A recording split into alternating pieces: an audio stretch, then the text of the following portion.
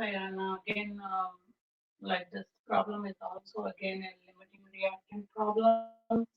There are two ways you can do a limiting reactant question. First, you need to find the limiting reactant. One way is finding the limiting reactant is find the number of moles, as I've explained you in the previous problem, divide by its coefficient. Whichever reactant gives you the lower value, that will be your limiting reactant. But now I want to show you a different way of finding the limiting reactant and finding your grams. So I'm going to start off with 23.7 grams of NaCl. Then step 1, convert the grams to moles. 1 mole NaCl is approximately 58.45 grams, depending on your teacher allows you to round the numbers or not. Then write the mole ratio between NaCl and Na2SO4. Mole ratio is the coefficients of in the balanced equation. And then 1 mole Na2SO4 is approximately 142 grams, which is the molar mass of Na2SO4. And if you solve this, you're going to end up with 28.8. So your teacher or whoever that is wanted one decimal place with no units. Usually we have to write the units. So 23.7 grams NaCl would end up making 28.8 grams Na2SO4. But they want you to write with one decimal place with no units. So then I'm going to do the same thing with 128.2 grams of H2SO4. So do the same thing with 128.2 grams H2SO4.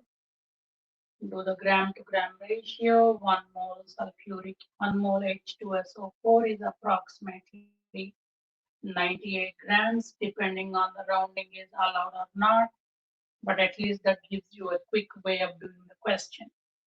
So then 1 mole Na2SO4 produce 1 mole, sorry, this should be 1 mole H2SO4 produce 1 mole Na2SO4. It is not the moles you want.